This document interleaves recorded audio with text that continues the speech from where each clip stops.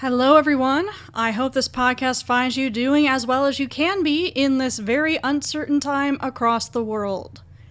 This is the This Week in Rust update on the Rustacean Station. As always, I'm Nell Shamrell-Harrington, lead editor of This Week in Rust, and also a senior staff research engineer on the Rust team at Mozilla. This episode covers issue number 349 of This Week in Rust, published on July 29th, 2020. We, and by we I mean the editors of This Week in Rust, are trying something a little different in this issue. It has been fantastic to see so many great news articles, blog posts, and videos about Rust, but including all of those in one list without breaks has made the newsletter hard to read. Starting this week, we have divided these stories into subheadings, including official Rust announcements, updates on widely used Rust tooling, observations and thoughts from the Rust community, learning resources, project updates, and a miscellaneous category that covers everything else. Let's go through these sections and highlight a few stories from them. First, official announcements. There were 2 official Rust announcements this week on the Rust blog, both posted by Pietro Albini on behalf of the core team and the infrastructure team. The first is that the Rust core team is opening up its agenda. Public agenda items will now be recorded on issues within the core team repository. The hope is that this will allow people to easily follow what is on the core team's plate at any given time. Additionally, Rust CI is moving to GitHub Actions. We expect that this switch will considerably improve the experience for compiler contributors. Rust CI is extensive. We have 57 machines building and testing the compiler across all the platforms we support. Moving to GitHub Actions immensely improves CI/CD speed, thanks to 8 core machines now running the builds rather than the 2 core machines that previously ran them. Rust thanks GitHub for sponsoring our CI builders. We also thank Microsoft for the Azure Pipelines capacity we used previously. Moving on to the tooling section, both IntelliJ and Rust Analyzer have released updates. See their full change logs for all the information. Our next section is observations and thoughts from the Rust community. I'd like to highlight a very interesting article from Boats called Notes on a Smaller Rust. Many people seem to feel that there must be a smaller, simpler way to construct Rust, which may be a little less powerful, but would be easier to use. Boats explores where they would start to create a smaller Rust and what would need to be given up in the process. By far our biggest section this week is the one dedicated to learning resources. It is wonderful to see our Rust community members not only using Rust to its full potential, but also teaching others how to use Rust by writing blog posts, tutorials, and posting videos. The first article I'd like to highlight is actually an online book called Rust Explained Using Easy English. It is written by GitHub user DHGHOMON. In the author's own words, Rust is a new language that already has good textbooks, but sometimes its textbooks are difficult because they are for native English speakers. Many companies and people now learn Rust, and they could learn faster with a book that has easy English. This textbook is for these companies and people to learn Rust with simple English. This book is still a work in progress, but there is about 200 pages worth of content available now. Tokyo has released a new tutorial on Tokyo and async Rust. Tokyo is a runtime that can be used with async Rust code. This tutorial guides the reader through the basics of both Tokyo and async programming in Rust. It includes information on spawning, shared state, channels, input-output, framing, streams, and more. Speaking of async Rust code, Ben Schattinger has published an article titled Async Await for AVR with Rust.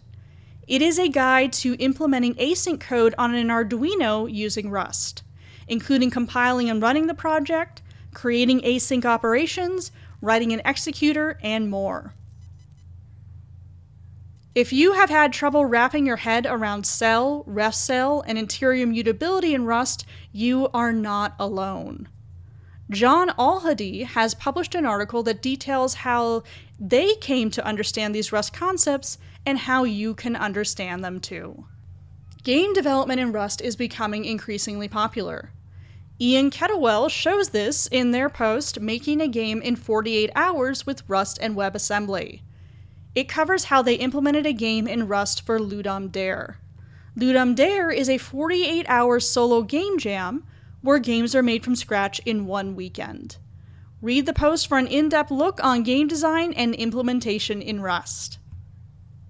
There were so many videos related to Rust posted this week, more than I can feature in one podcast. This week's newsletter includes several videos in English on topics including AI with Rust, Rust game dev patterns, running Rust containers, and more.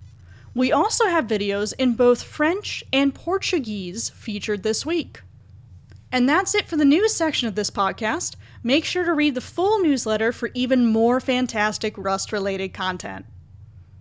Moving on to RFCs, 2 RFCs were approved this week. The first introduced a more user-friendly syntax for including inline assembly code within Rust code. The second RFC approved this week proposed adding a new function attribute called instruction set to the Rust language. An instruction set is an agreement about how software will communicate with the processor. Some processors support having more than one instruction set used within a single program. This attribute allows a user to declare what instruction set should be used when compiling a function. This allows someone to use multiple instruction sets within one piece of Rust code. This attribute will initially only be usable with certain ARM architectures, but other architectures may be added later. There is one RFC in final comment period this week, the C Unwind ABI. We've covered this RFC in detail on this podcast before, including in the last episode, so please give that a listen and take a look at the full RFC for more information. 3 new RFCs were proposed this week. The first of these, called Add JSON Backend to RustDoc, describes a design for a JSON output for RustDoc. Currently, RustDoc's output is HTML. RustDoc did have JSON output in the past, but it failed to keep up with the changing language and was taken out in 2016. RustDoc is now in a more stable position, so it is now possible to reintroduce this feature and ensure its stability. Read the RFC for all the details. The second new RFC, called Named Arguments, proposes adding named arguments to functions. Functions will be able to have both positional and named arguments. In function calls, named arguments would be able to be specified with their name to increase readability and maintainability. For lots of examples and to see the discussion around it, check out the full RFC. The final new RFC proposed this week is titled Establish a New Error Handling Project Group. It proposes creating a new project group under the libs team to drive efforts to improve error handling in Rust. This group would aim to reduce confusion on how to structure error handling for users in the Rust community. This would be accomplished by creating learning resources and pushing an effort to upstream widely used crates in the standard library. As a secondary goal, this project group would also try to resolve some known issues with the error trait and reporting errors in panic/terminations. This week's newsletter also features several job postings for Rust engineers, including at SnapView, GmbH, Spruce, and Kraken. We also have several upcoming online and in-person events in the Rust community.